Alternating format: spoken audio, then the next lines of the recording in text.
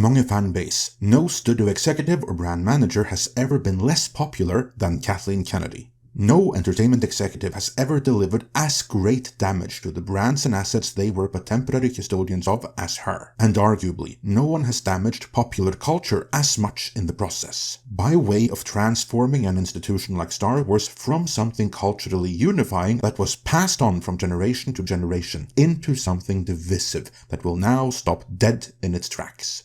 More than anything else, that will be the legacy of Kathleen Kennedy, and fans that have been begging and pleading for a decade that she must be removed from her position as the head of Lucasfilm don't care anymore. The damage has been done, and the orchestra is playing as the mighty Lucasfilm ship is sinking beneath the waves.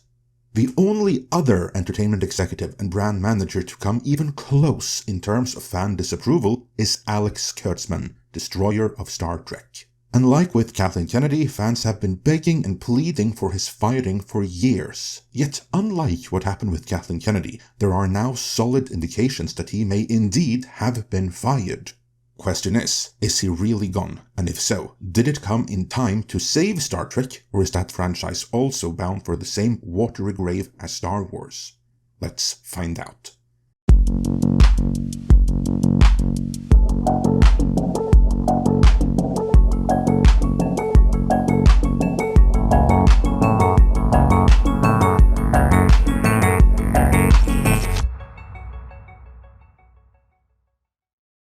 This video is sponsored by Surfshark.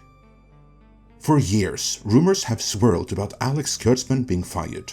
Perhaps confusing us with others, or perhaps jumping to conclusions from a thumbnail rather than absorbing the nuance of the video itself. Some have even accused us of claiming that Kurtzman had been fired time and again, but the fact of the matter is that we have consistently maintained that despite mounting dissatisfaction with his rule, especially from third-party licensees who are increasingly unable of moving Star Trek merch as the fanbase walks away and no modern audience steps in to replace them, Kurtzman was always protected by the management structure he answered to being in absolute shambles, first under CBS and then under a unified Paramount.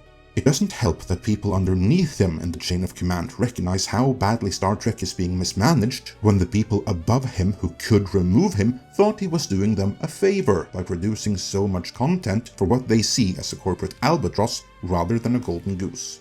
That actually changed with the Skydance acquisition, and we're about to see how that is going to change Star Trek. But on the topic of trekking, when you go on any kind of trek, you should use Surfshark VPN to protect your data and secure constant access. And for me, now that I'm back in my native Norway for the indefinite future, securing constant access is of particular importance. What I've found since my return is that quite a few web pages I sometimes visit are blocked, either by national decree for political purposes or by my local internet provider for other reasons. But regardless, Surfshark, the sponsor of today's video, has the fix for it.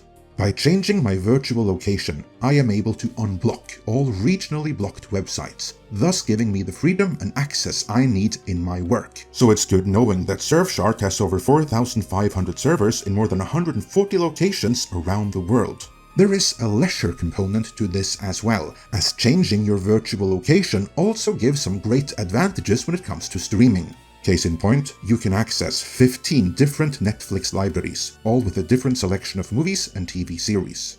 This of course comes on top of all of Surfshark's other features devoted to protecting your data and privacy. Surfshark encrypts all data sent between your devices and the internet, meaning you can stay safe when browsing online. And since they sponsor this channel, we naturally have a deal for you. If you use our link surfshark.com/midnight or use code MIDNIGHT at checkout, you'll get 4 extra months of Surfshark VPN for free. Surfshark also offers a 30-day money-back guarantee, so there's no risk in trying it out at surfshark.com/midnight. With that, let us see what is up with Star Trek.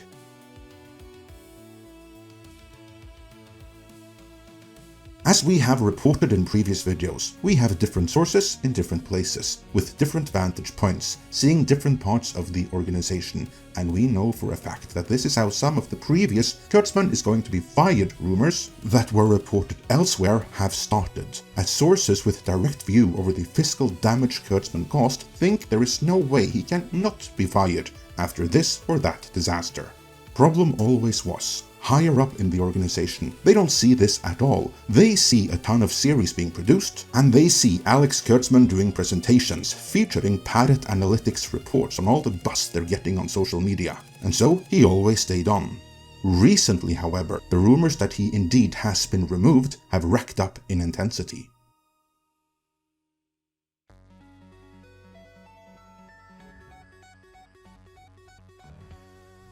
As watchers of our live streams will know, as we sometimes drop scoops and intel there that don't make it into regular videos. Since the Skydance merger, we have heard an uptick of reports claiming that Kurtzman is in the process of being removed, but we didn't hear it consistently enough to do a dedicated video about it, till now. Because remember, Kurtzman and Skydance have a past working relationship, having worked together on the Kelvin timeline movies.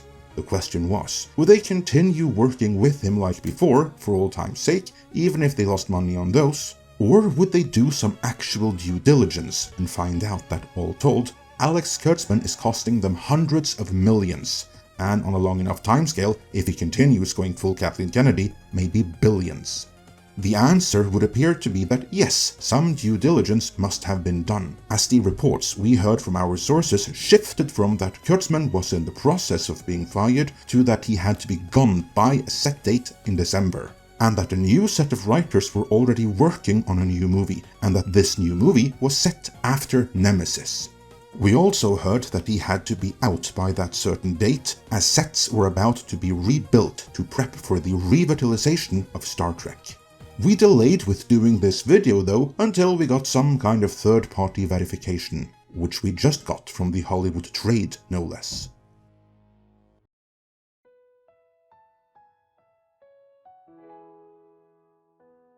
On November 14th, in their piece announcing a Star Trek reboot titled "New Star Trek Movie on Its Way" from Dungeons and Dragons duo Jonathan Goldstein and John Francis Daley, Empire magazine writes, "Leaving all thoughts of the Kurtzmanverse and Kelvin timeline behind, Goldstein and Daley's take on Star Trek, though highly secretive at this stage, is expected to offer fans and franchise newcomers alike a completely fresh take on the universe Gene Roddenberry created almost 60 years ago.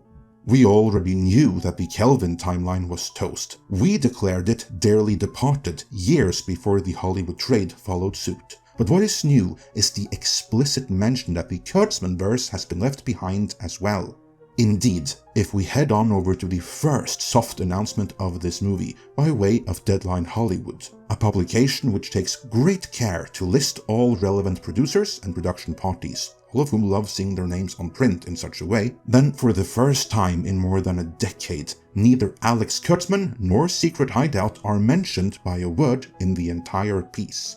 Instead, it reads, "After breathing new life into high-profile IP like the Spider-Man franchise and Dungeons and Dragons, Jonathan Goldstein and John Francis Daley are looking to boldly go where no directors have gone before with a popular franchise."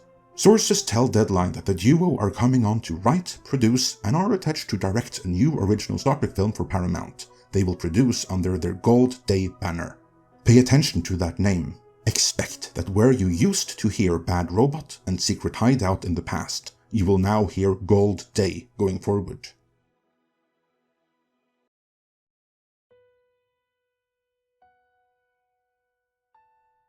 The piece continues. Plot details are being kept under wraps for now, but sources say Goldstein and Daley's film is about a completely new take on the Star Trek universe and not connected to any previous or current television series, movie or prior movie development projects.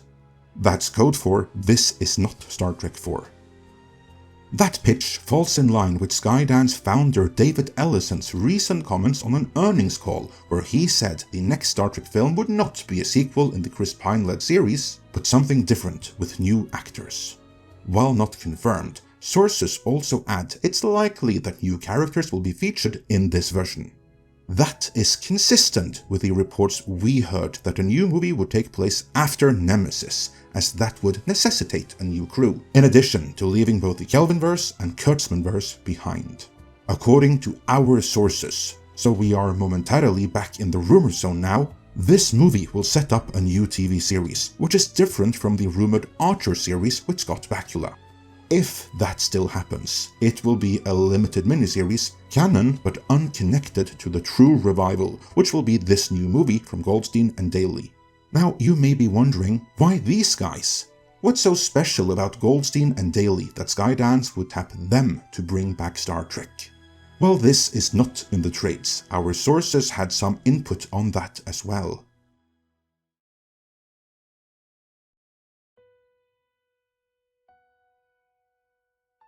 What we heard from our sources is that the feeling in Skydance is that these guys can be the next Phil Lord and Chris Miller. You know, the guys who rocked the world with their Lego movie and animated Miles Morales movies. But which, interestingly, Kathleen Kennedy fired from the solo Star Wars movie. It's too early to tell if these guys actually will be that, but Skydance is willing to make that gamble.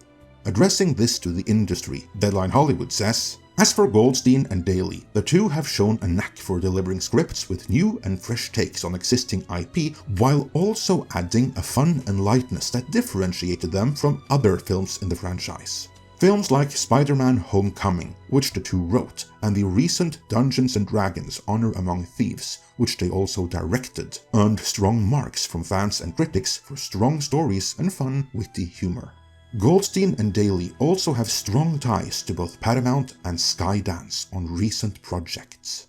Dungeons and Dragons was one of Paramount's best-scored films from 2023, with a 91% from critics and 92% from audience members. As for Skydance, the pair recently wrote, produced and directed the original Cold War action comedy Mayday starring Ryan Reynolds. Sources say it tested through the roof in early screenings for Skydance and Apple, with plans to release it next year. Now that sounds good and well, but there is a red flag.